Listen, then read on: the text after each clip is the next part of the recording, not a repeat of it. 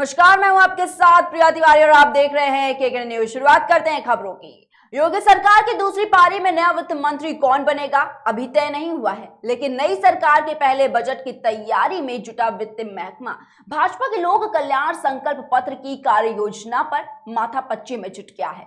सरकार बनते ही नए बजट से जुड़ी तैयारियों में तेजी आनी है, जिसका पेपर वर्क तेजी से जारी है। बताया जा रहा है कि भाजपा ने दोबारा सत्ता में आने के लिए जो चुनावी वादे किए हैं, उनमें फंड बनाकर जिन कार्यक्रमों और योजनाओं को शुरू करना है, सिर्फ उनके लिए ही 57,000 करोड़ रुपए से अधिक का बजट चाहिए। वहीं पहले से जारी योजनाओं के आकार प्रकार में वृद्धि और कई नई योजनाओं पर आने वाला बजट ये भारत से अलग होगा। प्रदेश में नई सरकार को वित्तीय वर्ष 2022 और 23 का आम बजट पेश करना है।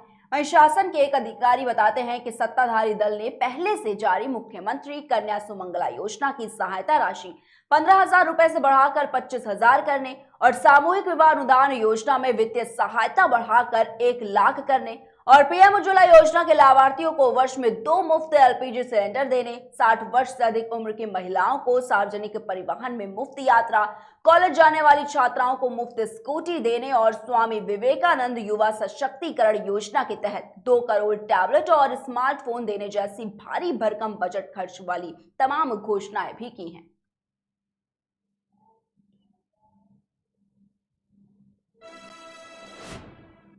उत्तर प्रदेश के विधानसभा चुनाव 2022 का परिणाम आने के बाद अब जीत दर्ज करने वाले सभी दल विधायकों के नेता चुनने की प्रक्रिया भी प्रारंभ कर रहे हैं। उत्तर प्रदेश में प्रमुख विपक्षी दल समाजवादी पार्टी ने अपने विधायकों की बैठक की तिथि को आगे बढ़ा दिया है। समाजवादी पार्टी के विधायक दल की 21 मार्च को होने वाली बैठक अब 26 मार्च को होगी।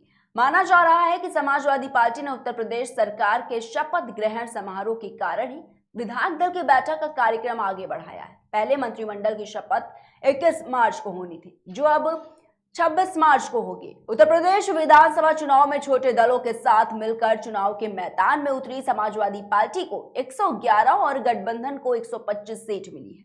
अब समाजवादी पार्टी का लक्ष्य मजबूत विपक्षी दल बनने का है। वहीं समाजवादी पार्टी इसी को लेकर अपने विधायक दल के नेता का चुनाव करने के लिए बैठक बुला रही है। समाजवादी पार्टी के विधायक दल की बैठक अब 26 मार्च को पार्टी के प्रदेश कार्यालय में होगी। समाजवादी पार्टी के अध्यक्ष अखिलेश यादव के नेतृत्व में 26 मार्च को पार्टी के विधायक दल की बैठक होगी। वहीं माना जा रहा है कि अखिलेश यादव लोकसभा की आजमगढ़ की सीट को बरकरार रखेंगे। वहीं मैनपुरी की करहल विधानसभा से पहली बार विधायक होने के बाद भी वहां की सीट को छोड़ देंगे।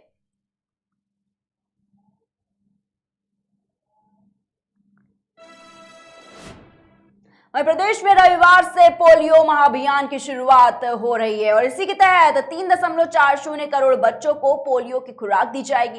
ये सभी 5 साल से कम उम्र के बच्चे हैं। वहीं अभियान की शुरुआत मुख्यमंत्री योगी आदित्यनाथ ने की है। अभियान को लेकर हर सेंटर पर पोलियो खुराक पहुंचा दी गई। रविवार को 1.40 लाख बूथों पर पोलियो ड्रॉप पिलाई जा रही है और इसके बाद स्वास्थ्य विभाग की टीम घर घर बच्चों को पोलियो ड्रॉप पिलाएगी। स्वास्थ्य विभाग के वरिष्ठ अधिकारियों ने सभी जिला टीकाकरण प्रभारियों के साथ बैठक करके तैयारी की समीक्षा की। वहीं निर्देश दिया कि सुपरवाइजर हर बूथ की निगरानी करते रहें।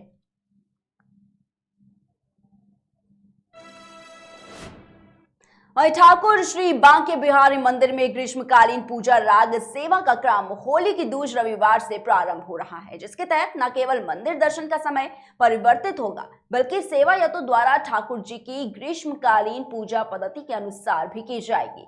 ठाकुर श्री बांके बिहारी मंदिर के प्रबंधक मुनीश शर्मा ने यह बताया है कि 20 मार्च से मंदिर के पट सुबह 7:45 पर दर्शन करने वालों के लिए खोल दिए गए हैं और इसके बाद 7:55 पर सेवायतों के द्वारा ठाकुर बांके बिहारी जी की श्रृंगार आरती होगी।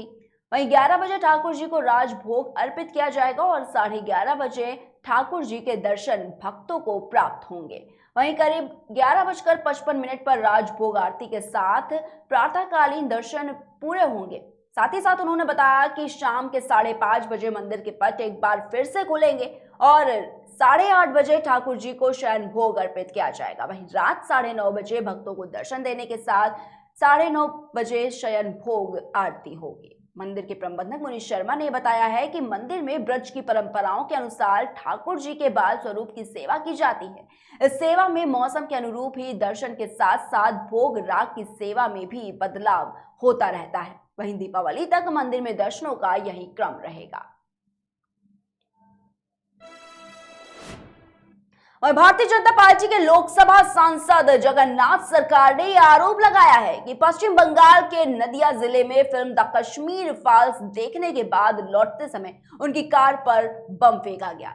सरकार ने कहा कि तेज रफ्तार कार के पीछे बम गिरा तो वो हमले से बच गए। आगे उन्होंने कहा कि ममता बनर्जी के नेतृत्व वाली सरकार के तहत पश्चिम बंगाल में कानून व्यवस्था की स्थिति खराब हो गई और राज्य में राष्ट्रपति शासन की मांग की है। बताना चाहेंगे कि सरकार आगे बताते हैं कि बंगाल में कोई भी सुरक्षित नहीं है क्योंकि राज्य में कानून व्यवस्था की स्थिति खराब हो गई है। राज्य सरकार ने लोकतंत्र को गिरा दिया है। भाजपा सांसद ने कहा कि राज्य में बिगड़ती कानून व्यवस्था को रोकने के लिए अनुच्छेद 356 लगाया जाना चाहिए, अन्यथा ये नहीं रुकेगा। वहीं घाटी से कश्मीरी पंडितों के पलायन पर आधारित फिल्म द कश्मीर फाइल्स ने मुसलमानों और वामपंथियों के चित्रण को लेकर विवाद खड़ा कर दिया है। आलोचकों ने कहा कि कश्मीरी मुसलमान भी उग्रवाद से पीड़ित थे, लेकिन निर्देशक विवेक अग्निहोत्री ने मुसलमानों के खिलाफ नफरत भड़काने के प्रयास में इसे फिल्म में शामिल नहीं किया।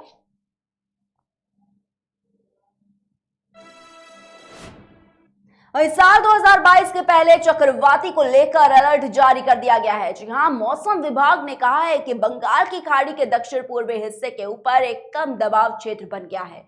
मौसम विभाग ने अंडमान और निकोबार द्वीप समूह के कुछ स्थानों पर बेहद ही भारी बारिश की भविष्यवाणी की है।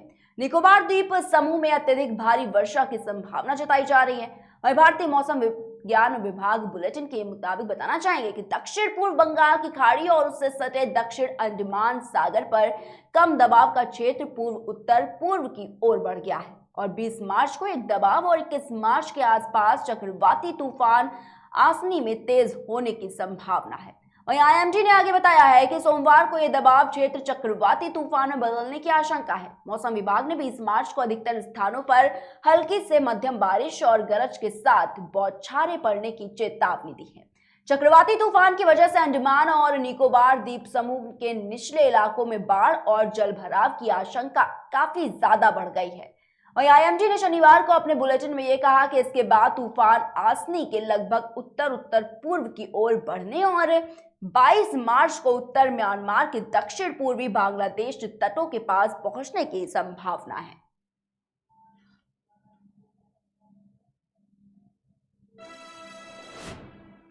फिलहाल के बुलेटिन में इतना ही। देश और दुनिया की तमाम बड़ी खबरों को देखने के लिए देखते रहिए केकेडी न्यूज।